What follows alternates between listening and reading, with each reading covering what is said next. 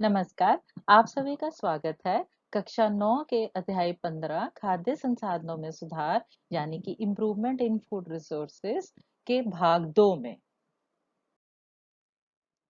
तो इस भाग के क्या उद्देश्य रहेंगे? इस पाठ के अंत में निम्न करने में आप सक्षम हो जाएंगे: पशुपालन को समझना, पशुपालन का अध्ययन करना, मुर्गी पालन को समझना, अंडा और ब्रॉयलर उत्पादन आदि का अध्ययन करना, मछली उत्पादन, समुद्री मत्स्य पालन और देश के भीतरी भागों में मत्स्य पालन को समझना इत्यादि, मधुमक्खी पालन का अध्ययन करना। इन सभी के बारे में आप सक्षम हो जाएंगे।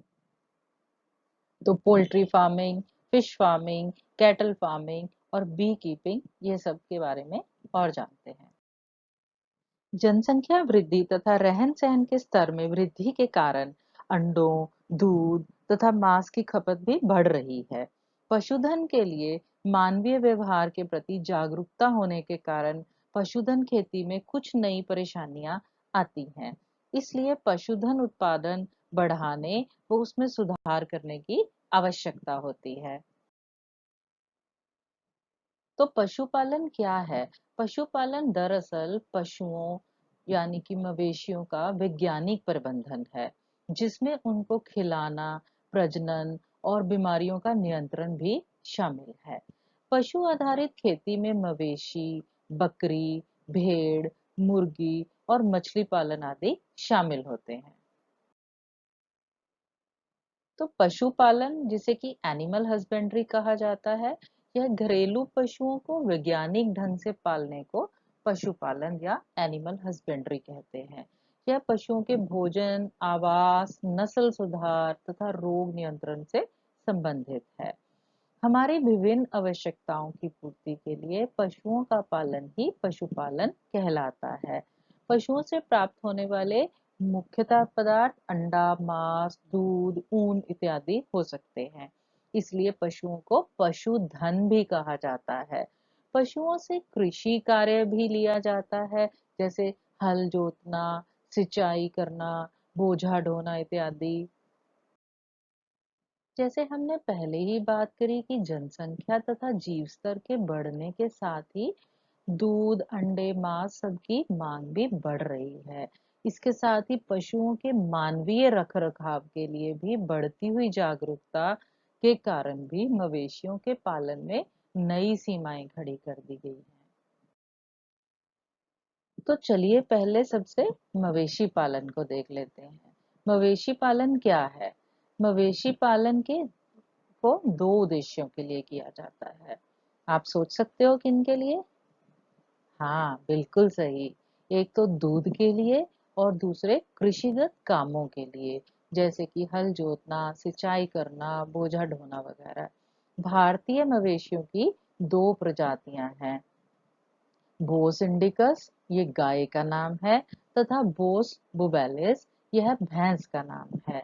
दूध देने वाले मादाओं को दुधारू पशी पशु यानी कि मिल्च एनिमल्स, तथा खेती में काम करने वाले पशु सूखे पशु या ड्रॉट एनिमल कहे जाते हैं। यह चीज हम रिपीट कर लेते हैं। तो दो तरह के मवेशी होंगे या मादाएं होंगी: एक तो मिल्च एनिमल या दूध देने वाली मादाएं, और दूसरे पशु जो कि सिर्फ खेती का काम करेंगे, उनको ड्रॉट एनिमल्स। तो इस तरह से आप कैटल फार्मिंग को इन दो मुख्यतः तरीकों में बांट सकते हैं: एक मिल्क की प्रोडक्शन के लिए मिल्च एनिमल्स, और दूसरे खेती का कार्य के लिए एग्रीकल्चर वर्क के लिए। तो आप जानते हैं कि मवेशी पालन का एक उद्देश्य दूध का उत्पादन है। दूध का उत्पादन कुछ हद तक दुग्ध श्रवण यानी कि लैक्टेशन पीरियड पर निर्भर करता है। बच्चे बछड़े के जन्म के बाद दुग्ध उत्पादन की अवधि उस नस्ल पे निर्भर करती है। तो दुग्ध उत्पादन यानी कि लैक्टेशन की अवधि को बढ़ाकर भी दुग्ध उत्पादन को बढ़ाया जा सकता है। ऑफ कोर्स ये दुग्ध उत्पादन या लैक्टेशन अवधि को बढ़ाने की नस्ल को बनाने का काम कोई किसान या पशुपालक नहीं करेगा। यह एक एनिमल ब्रीडर या जिसको आप साइंटिस्ट सोच सकते हैं वो ही करेगा। कुछ विदेशी मोहक नस्लें जैसे कि जर्सी, ब्राउन स्विस आदि, इनका चयन भी लंबे लैक्टेशन अवधि के कारण ही किया जाता है। मतलब एक बछड़े के जन्म के बाद के उपरांत यह लंबे देर तक दूध दे पाती है। इसका अर्थात इसका मतलब है लैक्टेशन पीरियड या लैक्टेशन अवधि। जबकि जो स्थानीय नस्लें हैं जैसे कि लाल सिंधी, साहिवाल, इन सब में भी कुछ ना कुछ अच्छा है। वो अच्छा क्या है कि इनकी बीमारी के लिए प्रतिरोधक क्षमता जबरदस्त होती है। तो आप समझ सकते हैं कि हमें ज्यादा दूध या ज्यादा अवधि तक दूध भी चाहिए, तथा हमें बीमारियों के लिए प्रतिरोधक क्षमता भी चाहिए। तो इस कारण दोनों तरह की वैरायटीज का वर्ण संकर करवाया जाता है, हाइब्रिडाइजेशन करवाई जाती है, ताकि हमारी वैरायटी के अंदर हमें दोनों के ही वांछित गुण मिल पाए। तो आपको ये ध्यान रखना है कि गाय का नाम बॉस इंडिकस तथा भैंस का, बफलो का जो साइंटिफिक नाम है वो बॉस बुबेलिस है।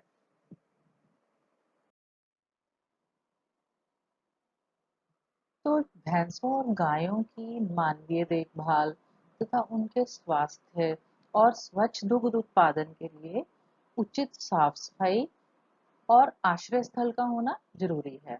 तो हम उनके शेल्टर के बारे में बात कर रहे हैं। आश्रय स्थल मतलब शेल्टर। तो पशुओं की ब्रश से एक तो लगातार सफाई करनी चाहिए, आप देख सकते हैं, ताकि उनके शरीर पर धूल तथा टूटे बाल चिपके ना रहें।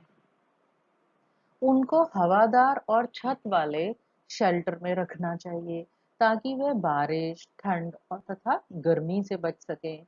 उनके शेल्टर की के फर्श को ढालदार बनाना होता है, ताकि सफाई में आसानी हो सके, वह सूखा रह सके। इन बिंदुओं का ध्यान रखते हुए पशुओं के शेल्टर को बनाना चाहिए, ताकि उनको कम से कम बीमारियां लगें। दूध देने वाले पशु या डेयरी पशुओं के आहार की बात करें तो उनको दो प्रकार के आहार की आवश्यकता होती है। एक प्रकार का आहार जो उनके स्वास्थ्य को अच्छा बनाए रखता है, मतलब उनके भरण पोषण संबंधी, तथा दूसरा वह है जो दूध उत्पादन को बढ़ाए, उनकी लैक्टेशन की कैपेसिटी को बढ़ाए। पशु आहार के अंतर्गत उनकी जरूरतों के हिसाब से उनके भोज्य पदार्थ में क्या क्या शामिल होता है। एक तो है मोटा चारा, रुसांश जिसे कहते हैं, जो प्रायः मुख्यतः रेशा ही होता है। और दूसरा होता है सांद्र, जिसमें रेशे कम होते हैं तथा प्रोटीन या अन्य पोषक तत्व अधिक होते हैं। पशु को एक संतुलित आहार की आवश्यकता होती है, जिसमें उचित मात्रा में सभी पोषक तत्व हों। ऐसे पोषक तत्वों के अतिरिक्त कुछ सूक्ष्म पोषक तत्व भी मिलाए जाते हैं, जो दुधारू पशुओं को स्वस्थ भी रखते हैं तथा दूध के उत्पादन को भी बढ़ाते हैं। इसमें ऑयल केक्स यानी कि खल तथा और प्रोटीन के सोर्स आदि शामिल हैं। तो पशु अनेक प्रकार के रोगों से भी ग्रसित हो सकते हैं। तो जानते हैं इन रोगों के बारे में। इन रोगों के कारण उनके दूध उत्पादन की क्षमता में भी कमी आ जाएगी तथा उनकी मृत्यु भी हो सकती है। एक स्वस्थ पशु नियमित रूप से खाता है तथा ठीक ढंग से बैठता तथा उठता है। उसके उठने बैठने के ढंग से तथा उसके खाना ना खाने के से ही ये पता चल जाता है कि उसको कोई ना कोई बीमारी है। पशु के बाहरी परजीवी तथा अंतरी परजीवी दोनों तरह के ही हो सकते हैं पशु के ऊपर। बाहरी परजीवी जनरली त्वचा पर रहते हैं, स्किन पर रहते हैं और चर्म रोग आदि करते हैं। अंतर परजीवी जैसे कि कीड़े, वगैरह, अमाशय तथा आंत तथा पर्णकृमि जो कि फ्लूक हैं, लिवर फ्लूक वगैरह, वो यकृत को प्रभावित करते हैं। संक्रामक रोग बैक्टीरिया तथा वायरस के कारण भी हो सकते हैं। अनेक विषाणु तथा जीवाणु जनित रोगों से पशुओं को बचाने के लिए विभिन्न प्रकार के टीके लगाए जाते हैं। इस तरह से ये टीकाकरण की प्रोसेस हो रही है। तो अभी तक हमने मवेशियों के लिए मैनेजमेंट प्रैक्टिसेस देखी। इनको हम 3 भागों में बांट सकते हैं। एक तो उनकी अपनी देखभाल पशुओं की, यानी कि क्लीनिंग। एक उनके शेल्टर का रखरखाव, उनके आश्रय का रखरखाव। तथा तीसरा फीडिंग, यानी कि उनके भोज्य पदार्थों की आपूर्ति करना। तो यहाँ पर मैंने कोशिश करी है कि मैं अभी तक का जितना भी हमने पाठ करा इसको रिवाइज कर लें।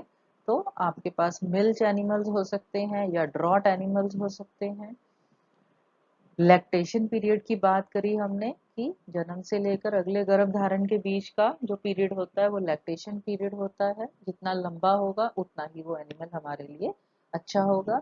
साफ सफाई की बात करी हमने कि कंघी होनी चाहिए, ब्रशिंग होनी चाहिए, पानी इकट्ठा नहीं होना चाहिए उनके आश्रय के अंदर। फूड के बारे में बात करी हमने कि भूसा है जो उसमें मुख्य रूप से फाइबर होता है, बाकी गाढ़ा प्रोटीन होना चाहिए, दूध की मात्रा, उनको खाने में विटामिन तथा खनिज होने चाहिए। फिर आपने बीमारियों के बारे में पढ़ा कि पशुओं की मृत्यु हो जाती है विभिन्न तरह की बीमारियों से, तो इसका नियमित रूप से उनके खाने तथा बैठने उठने से पहचान करी जा सकती है तथा किस तरह से बचाव किया जा सकता है, उनको टीकाकरण किया जाता है। तो उनको बैक्टीरियल डिजीजेस भी हो सकती हैं, वायरल डिजीजेस भी हो सकती हैं, उनको त्वचा रोग भी हो सकते हैं, एक्सटर्नल और इंटरनल सब तरह के पैरासाइट्स उनको लग सकते हैं। तो मवेशी पालन के बाद हम चलते हैं कुक्कुट यानी कि मुर्गी पालन पर। मुर्गी पालन में अच्छा उत्पादन करने के लिए अच्छी प्रबंधन प्रणालियां बहुत आवश्यक हैं। आवास में उचित तापमान का होना, स्वच्छता का विशेष ध्यान रखना पड़ता है। साथ ही रोगों तथा पीड़कों पर नियंत्रण तथा उनसे बचाव भी आवश्यक है। कुक्कुट के आहार में भी विविधता है। विटामिन ए तथा विटामिन के की मात्रा भी अधिक होनी चाहिए। तो चलिए जानते हैं कुक्कुट या मुर्गी पालन के बारे में और ज्यादा आगे। तो मुर्गी पालन हम किसे कहेंगे? अंडा तथा मुर्गी के मांस के उत्पादन को बढ़ाने के लिए मुर्गी पालन किया जाता है। अंडा तथा मुर्गी का मांस दोनों ही इसमें से प्राप्त किए जा सकते हैं। भारतीय जो वैरायटीज हैं, देसी जो वैरायटीज हैं, असील और विदेशी नस्लें जो कि एग्जॉटिक जिनको आप कहते हो, लेगहॉर्न, व्हाइट लेगहॉर्न उसका नाम है, जो आप देख सकते हैं, ये हमारी देसी नस्ल है असील, ये व्हाइट लेगहॉर्न है। इनके बीच वर्ण संकर या हाइब्रिडाइजेशन कर कर नई सुधरी प्रजातियों को भी विकसित किया जाता है। तो ऐसा हाइब्रिडाइजेशन किस तरह के एक्सपेक्टेड कैरेक्टरिस्टिक्स को लेकर किया जाता है, या ऐसे कौन से वांछनीय गुण हैं बच्चों जिसके लिए ये हाइब्रिडाइजेशन करा जाता है? एक तो है मुर्गियों की संख्या तथा गुणवत्ता, दोनों ही चीजें इंप्रूव करनी है। दूसरा हो सकता है व्यवसायिक तौर पर मुर्गी उत्पादन के लिए छोटे कद के ब्रॉयलर पेरेंट। आप सोचिए जब हमने ब्रॉयलर पेरेंट खरीदना है, अगर वो पेरेंट बहुत बड़ा होगा तो वजन के मुताबिक या नंबर के मुताबिक वो हमें महंगा मिलेगा। तो अगर वो छोटा रहेगा वो हमें सस्ता पड़ेगा। और वो फास्ट ग्रोइंग होना चाहिए क्योंकि वो ब्रॉयलर के रूप में यूज हो रहा है, मतलब मांस के लिए यूज हो रहा है। तो वो फास्ट ग्रोइंग होना चाहिए तथा वो उसका जो पेरेंट है वो बहुत छोटे साइज का होना चाहिए। अगला कैरेक्टर है गर्मी से अनुकूलन की क्षमता, ऊंचे तापमान की प्रतिरोधक क्षमता। आपने कई जगह पर पोल्ट्री फॉर्म्स अगर देखे होंगे तो उसमें शायद नोटिस किया होगा कि आजकल तो बहुत ही अच्छे टेम्परेचर कंट्रोल वाले पोल्ट्री फॉर्म भी मिलते हैं, क्योंकि मुर्गियां जनरली थोड़े गर्म तापमान पर बहुत जल्दी बीमार पड़ जाती हैं, उनको बहुत सारी बीमारियां जल्दी लगती हैं। और बच्चों जानते हो कि कुछ बीमारियां तो ऐसी हैं कि एक रात के अंदर ही पूरे का पूरा पोल्ट्री फार्म तबाह हो सकता है। तो इसलिए इनके अंदर गर्मी से अनुकूलन की क्षमता की बहुत आवश्यकता है, ये एक डिजायरेबल ट्रेट है। उसके बाद है लेस मेंटेनेंस, की उनकी देखभाल की कम से कम जरूरत पड़े, ये भी तो एक कैरेक्टरिस्टिक आप सोच सकते हो, बहुत सारी मैन पावर इसी चीज में ना लगानी पड़े। इसी तरह से अंडा सेने वाली मुर्गी के कद में कमी, जो लेयर्स हैं, जो अंडा देने वाली मुर्गियां हैं, उनको हमने बहुत बड़े साइज में क्या करना है, नहीं जरूरत हमें। हाँ, उनके अंडा देने की फ्रीक्वेंसी ज्यादा होनी चाहिए, अंडे की क्वालिटी ज्यादा अच्छी होनी चाहिए, ताकि सस्ता भोज्य पदार्थ का उपभोग करके भी जो कृषिजन्य उत्पाद है वो हम प्राप्त कर सकें। तो यहाँ पर ये मेंशन करना चाहूंगी मैं कि मत्स्य ये मुर्गी पालन, कुक्कुट पालन एक ऐसा बिजनेस है जिसके अंदर सस्ता भोज्य पदार्थ खाकर एक बहुत अच्छा प्रोटीन, एनिमल प्रोटीन पाया जा सकता है।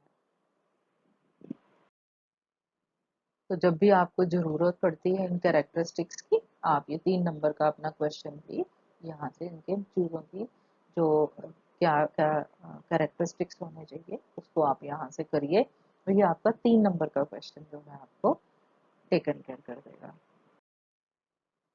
तो जो अंडा सेने वाली मुर्गियां हैं उनकी तुलना में ब्रॉयलर के लिए रहने, पोषण संबंधी और पर्यावरण की जरूरतें सब अलग अलग होती हैं। ब्रॉयलर के लिए राशन में पर्याप्त वसा के साथ प्रोटीन की भी अधिक मात्रा में खाद्य पदार्थ की जरूरत पड़ती है। पोल्ट्री के आहार में विटामिन ए तथा के की मात्रा अधिक रखी जाती है, जैसा अभी हमने बात करी। तो चलते हैं ब्रॉयलर और अंडा उत्पादन के बारे में और डिटेल देखते हैं। जो ब्रॉयलर चिकन है उसके अच्छे विकास के लिए विटामिन से समृद्ध अतिरिक्त आहार दिया जाता है। मतलब ब्रॉयलर चिकन बनाने के लिए उसका आहार थोड़ा अलग होगा, बहुत जल्दी जल्दी विकास चाहिए, इसलिए विटामिन बहुत ज्यादा होंगे उसके आहार के अंदर। उनका उत्पादन ब्रॉयलर के तौर पर किया जाता है तथा मांस के लिए इनको बाजार में बेचा जाता है। जबकि बेहतर कुक्कुट पालन के लिए अच्छे प्रबंधन की भी जरूरत होती है। तापमान का नियंत्रण हमने अभी बात करी, स्वास्थ्यकर दशा को शामिल रखना, जिसके साथ ही बीमारियों, विषयों के रोकथाम के लिए नियंत्रण में रखना भी शामिल है। जो रख रखाव के लिए वहां पर मैन पावर भी है, लेबर भी है, उनको भी ट्रेनिंग दी जाती है कि वो जल्दी से जल्दी कोई भी बीमारी ग्रस्त अगर चूजा है या कोई भी इस तरह का जानवर वो देखते हैं तो जल्दी से जल्दी उसको आइसोलेट कर दें, अलग कर दें, ताकि यह बीमारी पूरे पोल्ट्री फार्म में बहुत जल्दी फैले नहीं। जीवाणु, विषाणु, कवक, परजीवी तथा पोषणहीनता, इन सब कारणों के करके मुर्गियों में कई प्रकार के रोग हो सकते हैं। इसके लिए नियमित रूप से रोगाणुनाशी पदार्थों का छिड़काव आवश्यक है तथा मुर्गियों को संक्रामक रोगों से बचाने के लिए टीका लगवाना चाहिए, जिससे महामारी से वो ग्रस्त ना हो सके। इन सावधानियों के बरतने से रोगों में के फैलने की दिशा में कुक्कुट को न्यूनतम हानि होती है तथा पोल्ट्री फार्मर अपना पूरा का पूरा लाभ अपने पोल्ट्री फार्म से उठा पाता है। तो चलिए चलते हैं इससे अगले तरह के पशु पालन पर, जिसका नाम है मत्स्य उत्पादन, यानी कि मछली उत्पादन, या आप इसको फिश फार्मिंग भी के नाम से भी जानते हैं। मछली प्रोटीन का बच्चों एक बहुत अच्छा स्रोत है। हम मछली उत्पादन में पंख युक्त मछलियां, कवचीय मछलियां, प्राण तथा मोलस्क वगैरह यह सब शामिल हैं। मछलियां प्राप्त करने के दो स्रोत हैं। एक है प्राकृतिक स्रोत, जिसे मछली पकड़ना भी कह सकते हो आप, और दूसरा स्रोत है मछली पालन या मछली संवर्धन। मछलियां बच्चों समुद्री जल तथा ताजा जल दोनों ही स्रोतों से प्राप्त की जा सकती हैं। तो इस चित्र में आप मछली पालन की विधियों को देख सकते हैं कि किस तरह से फिश टैंक के अंदर मछली रखी है, घोंगा पालन है, या ये फिंड मछलियां हैं, या प्रॉन है, इन सभी का पालन करा जाता है। तो मछली या तो प्राकृतिक स्रोत से मिलती है, इसे बच्चों हम कैप्चर फिशिंग कहते हैं। कैप्चर का मतलब होता है पकड़ना। तो अगर प्राकृतिक स्रोत से मिल रही है, चाहे वो तालाब है, चाहे वो नदी है, पर आप उसको पकड़ रहे हैं, चाहे वो समुद्र है, तो हम उस तरह की फिशिंग को बोलेंगे कैप्चर फिशिंग।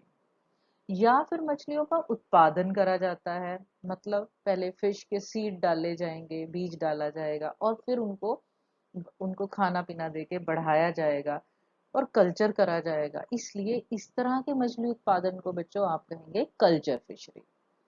तो मैं ये बताना चाह रही हूँ कि मछली उत्पादन दो तरह से हो गया। एक तो बनी बनाई मछली को पकड़ना, जिसको आप कैप्चर फिशिंग सोच सकते हैं, कह सकते हैं, और दूसरा मछली का पालन करना, बनाना उसको पूरी तरह से, उसको हम कल्चर फिशरी कह सकते हैं।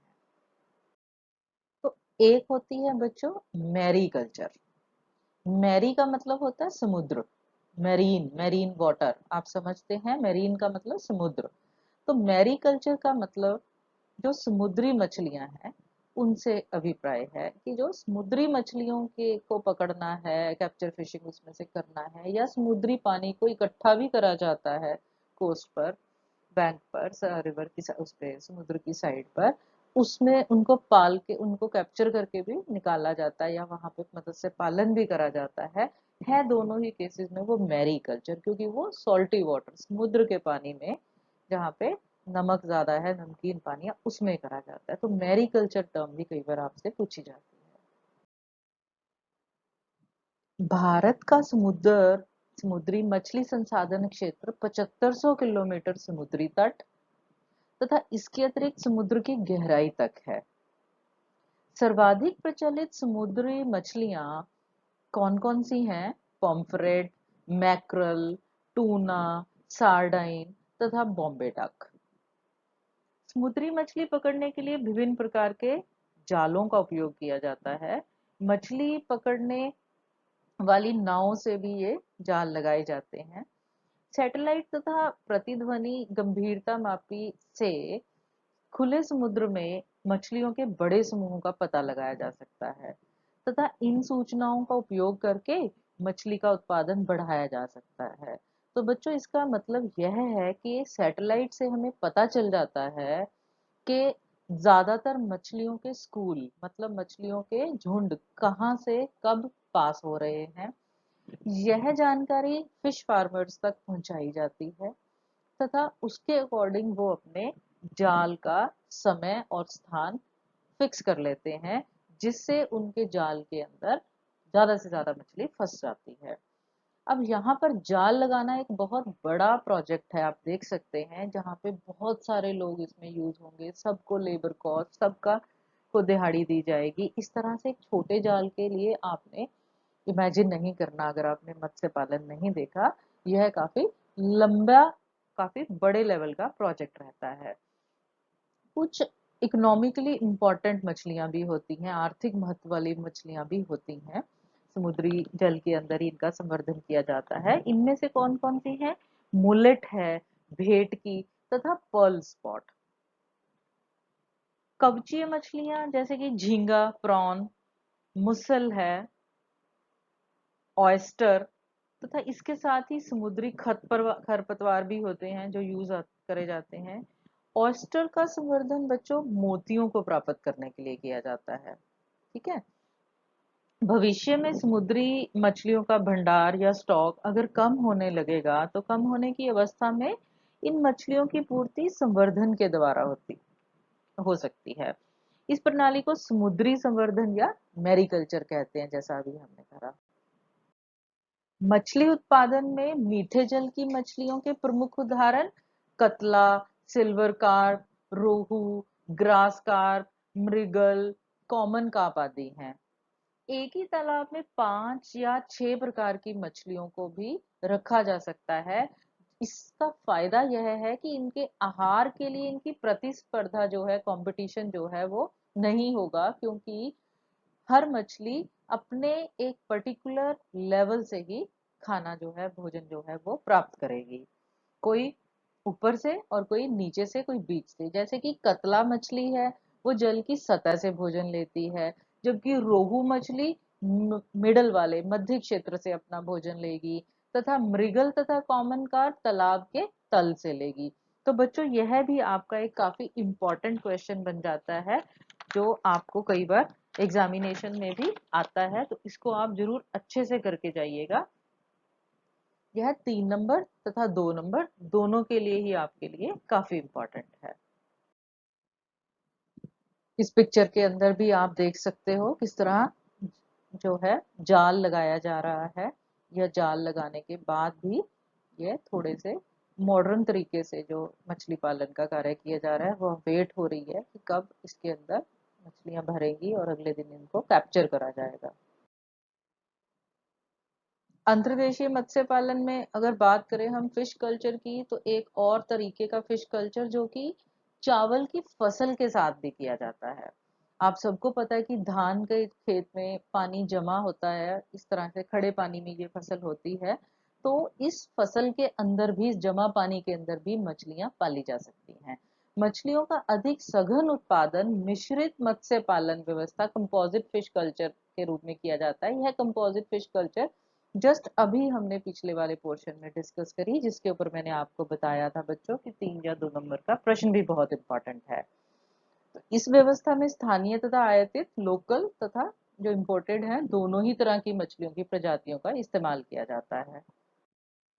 यहाँ पर आप कतला, सिल्वर कार्प, रोहू, ग्रास कार्प, मृगल तथा सामान्य कार्प, इन सभी को देख सकते हैं। इस भाग में मैंने आपकी रिवीजन के हेतु आप लोगों को फिर से ये सारे नोट्स प्रोवाइड कर दिए हैं, जिसमें आप देख सकते हो कि या तो मछली को कैप्चर करना है, पकड़ना है, या फिर कल्चर फिशिंग करनी है, उगाना है। उसके अंदर भी एक्वा कल्चर, जिसके अंदर की ताजे पानी की मछली, या फिर मेरीन फिशिंग, जिसके अंदर समुद्री फिशिंग है हो रही है। ये सब कुछ आपको रिटर्न में प्रोवाइड कर दिया है। सिमिलरली आपकी इनलैंड फिशिंग है, फिर आपकी सारी ये उदाहरणें हैं, कौन कहाँ से भोजन ले रहा है कंपोजिट फिश कल्चरिंग के अंदर, क्या क्या समस्याएं आती हैं। यह समस्या भी यहाँ पे डिस्कस कर लेनी चाहिए हमें कि समस्या मेनली फिशिंग के अंदर क्या है कि कई मछलियां जो हैं वो केवल वर्षा ऋतु में ही जनन करती हैं, जिसके फलस्वरूप अधिक मछलियां तेजी से वृद्धि नहीं कर पाती, तथा समस्या से बचने के लिए इससे हार्मोन का उपयोग किया जाता है, ताकि किसी भी समय हार्मोनल ट्रीटमेंट देकर स्पॉनिंग कराई जा सके, मतलब मछलियां जो है वो जनन के लिए तैयार हो जाएं। इस तरह से हम किसी भी ऋतु में कोई भी मछलियों का जो है वो बीज या अंडा प्राप्त कर सकते हैं। तो इसके आखिरी भाग में चलते हैं। अगला तरह का पालन है मधुमक्खी पालन या बी कीपिंग। एपीकल्चर भी इसको कहा जाता है, APICULTURE, एपीकल्चर। एपीकल्चर या मधुमक्खी पालन, इसके अंदर एक ही किस्म की मधुमक्खी में मधु एकत्रित करने की क्षमता अगर ज्यादा हो, जैसे कि एपिस मेलिफेरा जो कि इटालियन बी है, इटली की मक्खी है, इस तरह की मक्खी का उपयोग करके मधु उत्पादन को बढ़ाने की प्रोसेस को, इस पालन को हम मधुमक्खी पालन कहते हैं। तो बच्चों, मधुमक्खी पालन जो है वो शहद का इस्तेमाल आपको पता है व्यापक तौर पर होता है। हम बहुत शहद का, हनी का उपयोग करते हैं। तो इस करके ही मधुमक्खी पालन जो है वो एक कृषिगत उद्यम या बिजनेस बन गया हुआ है। मधुमक्खी पालन में कम निवेश की जरूरत होती है, इसलिए किसान क्या है कि उसकी अतिरिक्त आमदनी का स्रोत यह बन जाता है। आप देख सकते हैं कि एपीरी है, ये एपीरी मतलब एपीकल्चर करा हुआ है, तो डब्बे खेत के आसपास, खेत के अंदर ही रखे हुए हैं। तो बच्चों, कितनी इंटरेस्टिंग बात है कि ये पॉलिनेटर्स हैं, यह पॉलिनेशन का काम भी करेंगे, खेती में उपजाऊ जो है आपका फल भी बढ़ जाएगा, और दूसरा आपको एक साइड वाइज इनकम भी हो जाएगी कि एक शहद भी प्राप्त हो गया, जो कि मार्केट में बेच के एक अतिरिक्त जो धन है वो किसान कमा सकता है। तो शहद के साथ साथ मधुमक्खियों के छत्ते से और भी कई चीजें मिलती हैं, जैसे कि मोम की प्राप्ति होती है। और मोम की जो है, जो यूज है, इस्तेमाल जो है वो कई तरह की औषधियों में भी किया जाता है। व्यवसायिक तौर पर शहद उत्पादन के लिए मक्खियों की स्थानीय प्रजातियां हैं, लोकल प्रजातियां। एक तो एपिस सेरेना इंडिका है, इसे आमतौर पर भारतीय मधुमक्खी भी बोला जाता है, सेरेना, एपिस सेरेना इंडिका, ये याद भी करना है आपने। उसके बाद एपिस डॉर्सेटा है, इसे रॉक बी कहते हैं, इसका कॉमन नेम क्या है, रॉक बी। और इसी तरह एपिस फ्लोरे, जिसको छोटी मधुमक्खी कहते हैं। तो बच्चों, आपने इन तीनों ही मक्खियों का नाम भी याद करना है। ये हमारी स्थानीय प्रजातियां हैं और इनके कॉमन नेम भी याद करने हैं। आप देख सकते हैं ये एपिस सिराना इंडिका, यह डोरसेटा और ये एपिस फ्लोरे। अब चलते हैं मधुमक्खी की चौथी वैरायटी पे, यानी कि इटालियन प्रजाति पर।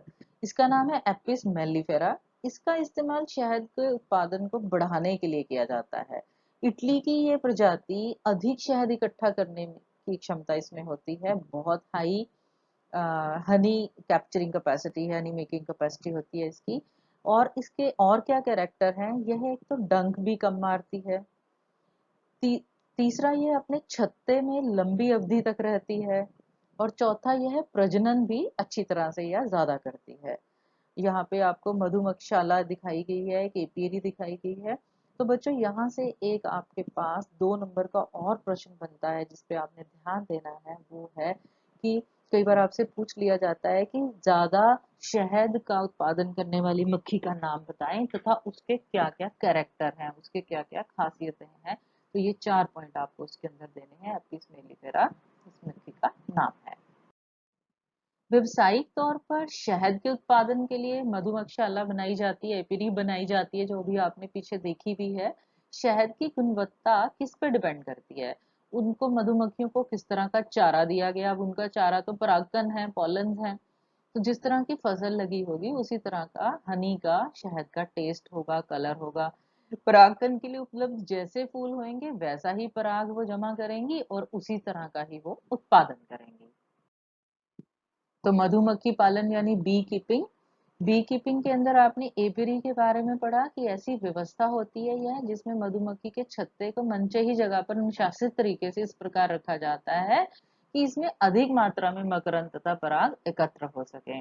उसके बाद अगर वेराइटीज की बात करें, भारतीय वेराइटीज मैंने आपको दे दी, एपिस सेराना इंडिका है, उसके बाद एपिस डोरसेटा है। इसी तरह से ज्यादा शहद इकट्ठा करने वाली एपिस मेलिफेरा है। फिर अगर शहद की बात करते हैं हम, गाढ़ा मीठा तरल पदार्थ जो कि औषधियों में प्रयोग किया जाता है, ऊर्जा प्राप्त होती है इससे। और अगर पास्चरेज की चरागाह की बात करें कि जहां पर मधुमक्खी जो है मधु एकत्रित करती है, जिन पुष्पों से मकरंद तथा पराग एकत्रित करती है, वो उसकी पास्चरेज है। तो शहद की गुणवत्ता उस पास्चरेज पे ही डिपेंड करती है। तो बच्चों हमने जो भी सीखा है उसे संक्षेप में दोहराते हैं। खेती वाले मवेशियों को उचित देखभाल और प्रबंधन, उनके आश्रय, आहार, प्रजनन तथा बीमारी नियंत्रण की आवश्यकता होती है। मुर्गी पालन घरेलू मुर्गियों, चिड़ियों को पोसने के लिए करते हैं। और पोल्ट्री उत्पादन में अंडे उत्पादन तथा मांस के लिए ब्रॉयलर का उत्पादन शामिल है। पोल्ट्री उत्पादन बढ़ाने के लिए भारतीय और विदेशी नस्लों के बीच हाइब्रिडाइजेशन यानी वर्ण संकर प्रजातियों का प्रजनन आदि कराया जाता है ताकि उनकी नस्लें सुधर सकें। अगर मत्स्य पालन की बात करें, मछली समुद्र के साथ ही अंतर्देशीय स्रोतों से भी प्राप्त की जा सकती है। मछली का उत्पादन बढ़ाने के लिए उनको समुद्री तथा अंतर्देशीय पारिस्थितिकी में भी पैदा किया जा सकता है। समुद्री मछलियों को उपग्रहों और इको साउंडर की मदद लेने वाले जाल से पकड़ा जाता है। मिश्रित मत्स्य उत्पादन व्यवस्था आमतौर पर मछली पालने के लिए काम में आ जाती है, कंपोजिट फिश कल्चरिंग। शहद तथा मोम के लिए मधुमक्खियों का पालन किया जाता है। तो बच्चों मैं आशा करती हूँ कि पशुपालन के विभिन्न पहलुओं के बारे में आपको बहुत अच्छे से जानकारी मिल गई होगी तथा कक्षा 9 के विद्यार्थियों को इस भाग 2 के अंदर, एनिमल हस्बेंड्री पोर्शन के अंदर, कुछ भी ज्यादा दिक्कत नहीं आएगी। Thank you so much for watching this video.